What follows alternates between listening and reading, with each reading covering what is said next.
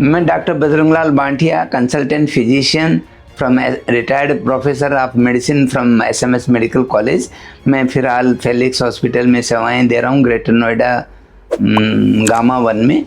और मुझे सौभाग्य मिला कि मैं हार्ट के बारे में कुछ आप सभी को बताऊं। हार्ट अटैक क्या होता है, क्यों होता है और अपन इसे निजात कैसे पा सकते हैं। Heart attack are very common these days. मतलब after age of 30 everybody is prone to have a heart attack. सभी को 30 साल के बाद हार्ट अटैक इतना कॉमन हो गया है। वो सबसे मोटा कारण है number 1 decrease in the exercise. लोग फिजिकल एक्सरसाइज जीरो कर दी, घर पे आराम से बैठे रहना, टीवी देखना, खाते पीते रहना। और छोटी सी भी फिजिकल एक्सरसाइज, मतलब सब्जी लेने जाना है तो गाड़ी चाहिए, नाई के जाना है तो स्कूटर चाहिए, पड़ोस में किसी से मिलने जाना है तो वाहन चाहिए। बिना वाहन के आदमी निकलता ही नहीं है। उससे फिजिकल एक्सरसाइज जीरो होने की वजह से आपके मांसपेशियां और कोरोनरी वेसल्स, हार्ट के वेसल जो होती है, वो उनमें खून का ठहराव रहता है। खून का ठहराव की वजह से उन अंदर प्लाक बनने का डर रहता है।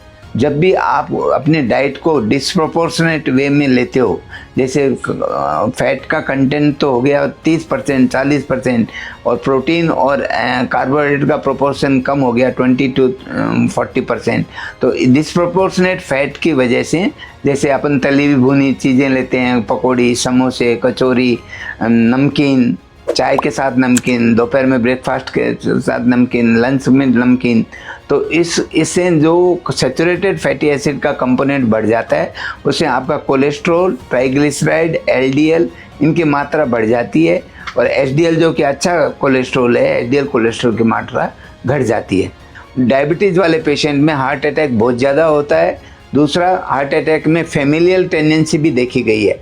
मतलब जिनके माता पिता के हार्ट की प्रॉब्लम थी, तो जेनेटिकली उनके बच्चों में भी हार्ट की ब्लॉक होने की टेंडेंसी ज़्यादा होती है। उनके कोलेस्ट्रॉल लेवल, ट्राइग्लिसराइड लेवल, कई बार मैंने देखा कि 1000-1200 तक ट्राइग्लिसराइड लेवल होते हैं, जिनको कहते हैं फेमिलियल डिसलिपिडीमिया। ये बहुत कॉन्जेनिटल डिजीज़ है, पैथ्रिक रूप से अपने शरीर में आती है, और उसका अपन को स्टेटिन्स देके इनको रेगुलेट करना पड़ता है। स्टेटिन्स है जो कि कोलेस्ट्रॉल और ट्राइग्लिसराइड को कम करती है और थक्का जमने की जो टेंडेंसी है उसको कम करती है।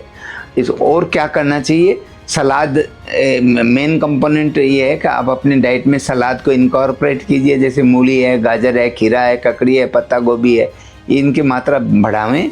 और फ्राइड आइटम जैसे पूड़ी है, हलवा है, तली भुनी चीज़ें हैं, उनका मात्रा या उनकी प्रोपोर्शन कम करना चाहिए। और तीसरा है, आप अपना रेगुलर व्यायाम कीजिए और जो अपना खान पीन है उसको स्वस्थ रखिए। उसमें कैलोरी कंपोनेंट उतनी कैलोरीज ही होनी चाहिए जो आप डे टू डे रिक्वायरमेंट में 1200 से 1500 कैलोरीज के बीच में होनी चाहिए। यदि आपके रिक्वायरमेंट तो 1500 कैलोरीज या 2500 कैलोरीज तक आप ये दिखाते हैं, इसका मतलब आप day to day 1000 calories plus रहते हैं। 1000 कैलोरीज का मतलब वो एक्स्ट्रा कैलोरीज जो है वो फैट के रूप में आपके कोरोनरी वेसल्स में, ब्रेन की वेसल्स में जम जाती है, कोलेस्ट्रॉल के रूप में, ट्राइग्लिसराइड के रूप में, और वो प्लाक को जनक होती है, प्लाक बनाती है। प्लाक से आपके उस अंग का डैमेज होना असंभावी है। तो what to do? Early consultation whenever you have a chest pain, approach the nearest physician or cardiologist nearby you. Try to reach the cardiac center as early as possible within 45 minutes so that आपका heart जो है वो उसको बचाया जा सके, heart attack से मौत ना हो। इस तरह की व्यवस्था होनी चाहिए। Thank you. हेल्थ से जुड़ी ऐसी कई और जानकारी के लिए फेलिक्स हॉस्पिटल के YouTube चैनल को सब्सक्राइब करें और अपने सवाल कमेंट बॉक्स के जरिए हम तक पहुंचाएं। और डॉक्टर की अपॉइंटमेंट के लिए दिए गए नंबर 9810455953 पर संपर्क करें।